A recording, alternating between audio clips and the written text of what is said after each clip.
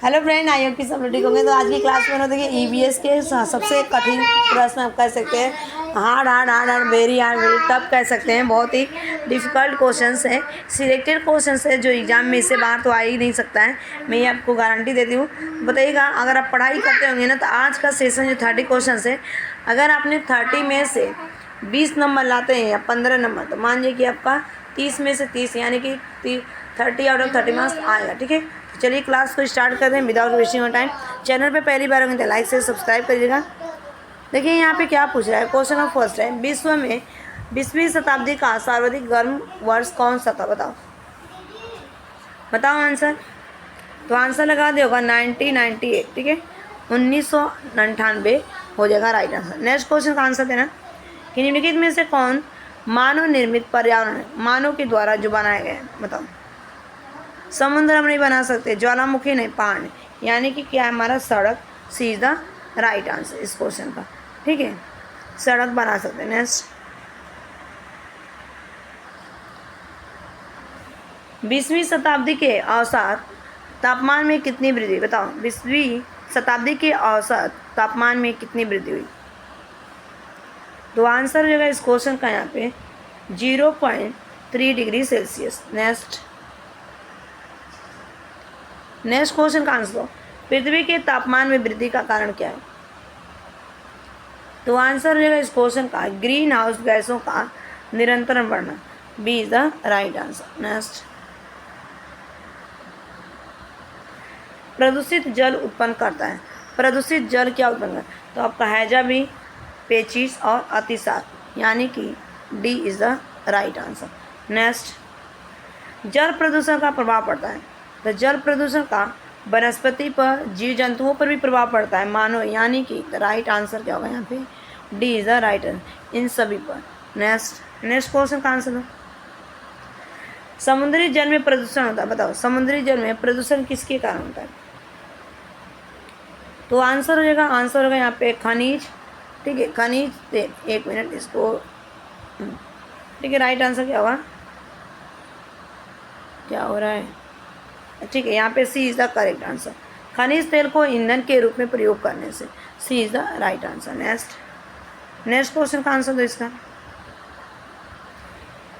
कि शुद्ध जल में रासायनिक दृष्टि से हाइड्रोजन तथा ऑक्सीजन का कौन सा अनुपात सही है? हाइड्रोजन और ऑक्सीजन का अनुपात पूछा है। ठीक है, तो आंसर रहेगा इस क्वेश्चन का right answer C is the correct answer, 2:1। ठीक है, यानी कि 2:1। C is the correct answer. Next, जल को प्रदूषित करने वाले तत्व में निम्नलिखित में से कौन सा प्रभावशाली है? तो ऑप्शन ए दिया गया आपका जल में रेत, चीका और खनिज पर, बिल्कुल। ऑप्शन बी दिया जल में औद्योगिक प्रदूषण मिल जाने से, बिल्कुल। ऑप्शन सी दिया गया आपका जल में मल मूत्र मिल जाते, यानी कि उपयोग सभी। D is the right answer. Next question का आंसर देना, निम्नलिखित में से कौन मांसाहारी घटक है? मांसाहारी यानी कि मांस खाना। देखो, बकरी तो नहीं खाता है, खरगोश भी नहीं खाता है, और हिरन। इस तरह से एलिमिनेट करने के बाद हमारा आंसर क्या होगा? लोमड़ी। D is the right answer. Next, पृथ्वी के तापमान में निरंतर वृद्धि का क्या कारण परिणाम होगा? बताओ।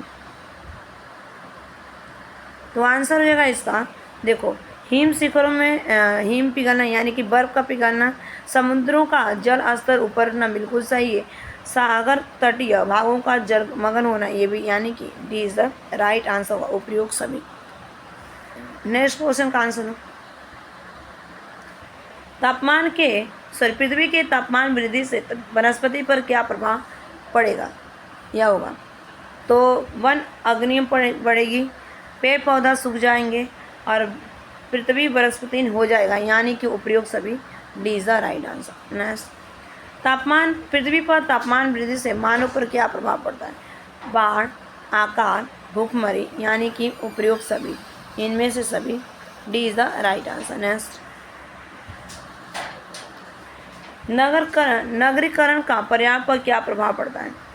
जल प्रदूषण बढ़ता है, बिल्कुल सही है। वायु प्रदूषण बढ़ता है, बिल्कुल सही, अगर शहर जितना बसेगा।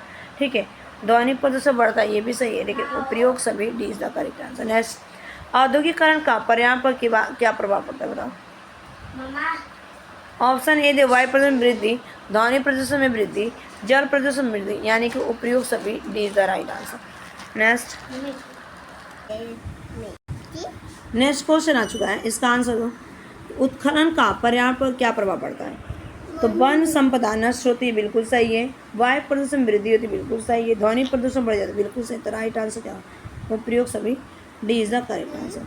नेक्स्ट क्वेश्चन का आंसर देना कि वन विनाश का वायुमंडल पर क्या प्रभाव पड़ता है? तो वन विनाश का जो वायुमंडल में प्रभाव पड़ेगा आप लोग का, तो आंसर हो जाएगा यहाँ पे ग्रीन हाउस उत्पन्न करने वाले गैसों की मात्रा में वृद्धि। A is the right answer. Next, आर्थिक विकास हेतु वन विनाश क्यों आवश्यक है? तो देखो यहाँ पे हो जाएगा कृषि भूमि प्राप्ति के लिए, बढ़ती जनसंख्या हेतु आवास बनाने के लिए, और उद्योग धंधों की स्थापना, यानी कि यहाँ पे राइट आंसर क्या होगा? उपयुक्त सभी D is the correct answer. Next, इसका आंसर हो पृथ्वी सम्मेलन अर्थ समिट कहाँ और कब हुआ था? ये आपका जो पृथ्वी सम्मेलन हुआ था रियो डी जेनेरो 1992 में हुआ था। B is the right answer. Next, आर्थिक विकास का पर्यावरण पर क्या प्रभाव पड़ता है? तो आर्थिक विकास का जो पर्यावरण पर प्रभाव पड़ता है, इसका राइट आंसर हो जाएगा यहाँ पे डी। राइट आंसर सी, आर्थिक विकास से पर्यावरण का ह्रास होने लगता है, ठीक है, यानी कि नुकसान होते लगता है और कम होने लगता है। नेक्स्ट क्वेश्चन यहाँ पे पूछा गया कि आर्थिक विकास से निम्नलिखित में कौन कौन सी क्रियाएं स्वतः होने लगती है? तो आंसर देखो यहाँ पे राइट आंसर होगा इस क्वेश्चन का वनों का विनाश, औद्योगिकरण और नगरीकरण, यानी कि यहाँ पे हो जाएगा ये सभी उपयोग, ठीक है, D is the right answer. Next, आर्थिक विकास के लिए मानव भूमि प्राप्ति हेतु निम्नलिखित में से कौन सी क्रिया करता है? ठीक है, तो आंसर रहेगा इस क्वेश्चन का राइट आंसर वन विनाश करता है। A is the correct answer. Next, निर्धनता से क्या तात्पर्य है? निर्धनता से आपका तात्पर्य हो जाएगा यहाँ पे राइट आंसर न्यूनतम भौतिक सामर्थ्य के निरपेक्ष स्तर न प्राप्त न कर पाना, मैंने खाने पीने का आपको बहुत प्रॉब्लम होगा, ठीक है, अगर गरीबी ज़्यादा आ जाती है तो न तो रहने का घर रहेगा, ना खाने के लिए अनाज रहेगी, ना पहनने के लिए कपड़ा, ठीक है, इस तरह से जो हमारी बेसिक नीड होती है। नेक्स्ट क्वेश्चन है, बहुत बड़ा है क्वेश्चन, फिर भी कोई बात नहीं। देखो यहाँ पे पूछा है कि निर्धनता का अर्थ यह नहीं है कि समाज एक वर्ग अन्य वर्गों की तुलना में सापेक्ष रूप से निर्धन, बल्कि भौतिक कल्याण के मूल अवसरों का न होना, न्यूनतम सामर्थ्य को प्राप्त करने में असफल उस उक्त विचार निम्नलिखित में से किस अर्थशास्त्री के? बताओ आंसर, बताओ आंसर हो जाएगा इस क्वेश्चन का राइट आंसर। अगर मैं बात करूँ 145 का, तो यहाँ पे अमर्त्य सेन हो जाएगा, ठीक है, A is the correct answer. Next,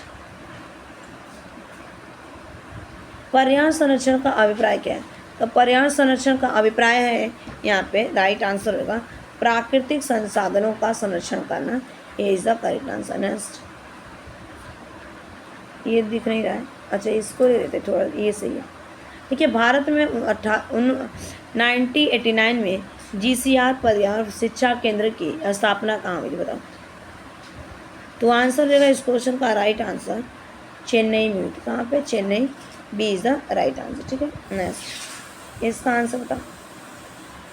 अंतर्राष्ट्रीय पर्यावरण शिक्षा में प्रशिक्षण कार्यक्रम में कि देशों के सहभागी भाग ले, ये भी नहीं है, छोड़े, लास्ट वाले,